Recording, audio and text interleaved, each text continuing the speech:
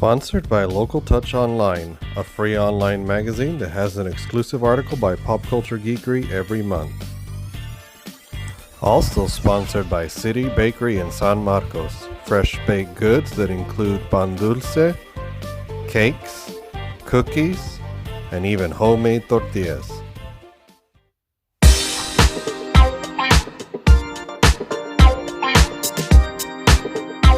What's up, everybody? This is Chuck's Comic Corner, and I am Unip Cuck. Crap. Chuck Pineau. Video backwards. All that. Anyways, how you guys doing today? You guys might know me from my own show, Chuck's Raw Reviews. This is nothing like it. Normally, in Chuck's Raw Reviews, I like to check out books that I love and tell you all about it. Now, I pick out whatever book I am told to, and I tell you guys how I felt about it, whether it's good or bad. It's the big guys, so they better be able to handle it. But the thing about this one is I don't get to swear, but that's okay because I'm gonna dish out the crap anyways. I know I said crap. Anyways, so today this is a big one. We're doing from Image Comics. I think we're going to be doing a lot of Image Comics books because they've been sending us a lot. We're doing Jonathan Hickman and Mike Huddleston's Decorum. So when they sent this to us, they were like, make sure to talk about, they tell you all the stuff to talk about. So I almost just want to tell you, like take you through the email. Just be like, so let's go through the email. This is what Image wants me to talk about. Key talking points. This is the House of X / Powers of X of 2020. Hand sell this to anyone who picked up Hickman's breakout run on X-Men. Didn't read it. I wanted to, and I've heard really, really good things about it, but I'm just not ready to love the X-Men again. That's the honest truth. I'm an old school X fan, and they've kind of done me wrong through the years, and it's been really tough to get back into, so I've held back. The other key talking point is John Wick assassin on a rampage against a science fiction Star Wars-esque backdrop. You don't see that part of it in the first episode, or in the first issue. So it's actually a talking point. Not to be, I said the S word. Can we bleep that out? If not, I'll try it again. John Wick assassin on a rampage against a science fiction Star Wars-esque backdrop. That's a really bad way of putting it because we didn't even see that in issue 1. So why would I talk about that? I can see how it might build up to that, but that's not where we're at yet. So how about this? Don't give me talking points. I know what to talk about, and I'm going to tell people what I think about this book. I know, I'm like the bad boy of comic reviews. Yeah. Oh, you want me to do what? Zig, zag, whap. Anyways, so how did I feel about Decorum? Actually, Decorum was really cool. I enjoyed it an awful lot. I'm trying to feed up the pictures here, and I'm sure my man Joe will feed some up there. The art's beautiful. Mike did some wonderful work. It's really weird because it comes in silent. There's no real talking, and you can tell right away something's up because it's got like this. There's like this robot conquistador who comes to this,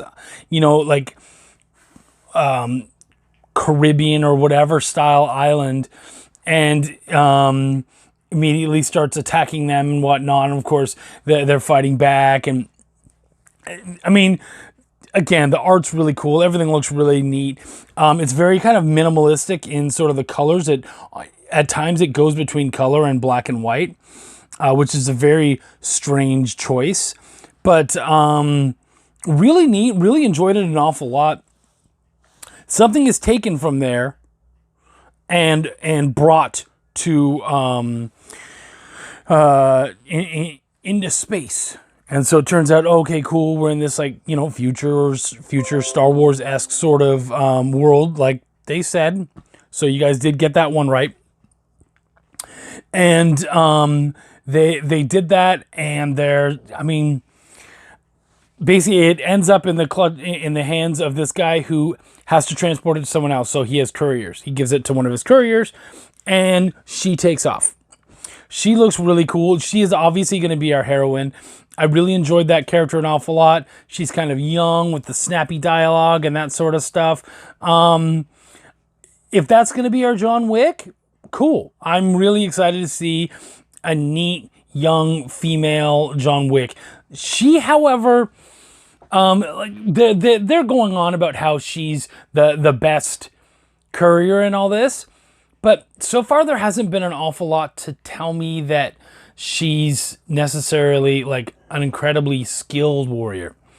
It's more just about being lucky and stuff. So I'm really interested to see how her skills come out and all that kind of stuff. Because all we got was she's obviously in a tight place. She needs money. She got the job. And then it was delivered. And then, of course, we find out that there's a lot of like double and triple crossings and all that. All of which she has nothing to do with. She is clearly an innocent party in all of this massive political stuff. You know, like it's not really political so much as underground, you know, mafioso, space mafioso, and all that kind of stuff. It's definitely got that feel. So I really enjoyed it a lot. I will say that I almost feel like you need to kind of know something about the book or you might not make it that far. Because I had on the first read through, the first time kind of just picking it up and flipping through, I had a really difficult time because I'm just like, okay, a bunch of stuff is happening. Why? What's up? So I feel like it's neat and it's cool and it was a really interesting take, but I feel like they're almost just like they're going at you without any kind of protection. You know what I mean? I'm trying to be nice here, and so I just they do build up a lot of stuff, and when it does finally get into the story, it's really interesting. But before we get there, I'm just very confused, and I think. What I will say about Jonathan Hickman is he's obviously an amazing writer. I've read a bunch of his stuff. He's absolutely brilliant. But if you weren't already a fan of Jonathan Hickman, if you didn't already know his work and you just picked this up, I don't know that you'd finish it. I think you'd flip through it and you'd check it out and you might be like, where is this going? You know? And so I think that this issue, for me anyways, it lasts as long as it does, and it does as well as it does because of his name. And, obviously because of the art too. The art's gorgeous. They did an absolute amazing job. It does look brilliant. But the art didn't fully sell it. You know what I mean? It's like, okay, all this stuff's happening, but what is that? Why? Like, there was no motivation whatsoever, and you don't get that motivation until well into it. So, like I said, really enjoyed it a lot, but is it?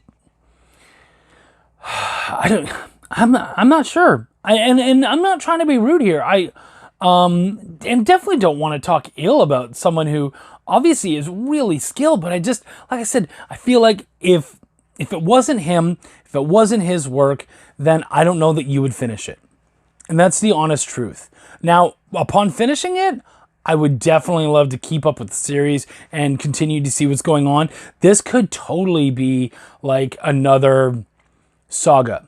And I mean like Brian K. Vaughan saga, not just a saga. So it could be very big and an absolutely cool thing. I don't know how long it's going on. I don't know if it's an ongoing or what, but really cool, really excited for it. I think it's going to do well, but I think sometimes really famous writers have the opportunity to do things that maybe the rest of us don't because no one's going to finish it. And so, yeah, you know that you have the name and they're going to pick it up and they're going to do it. So that's my take on it. At the end of it all, when it's done, you know what? I wanted to give it a 4, but I think I talked myself out of it. I think I'm going to give it a 3.5 out of 5. Really good. The potential is there, and I believe that issue 2 could easily be a 5.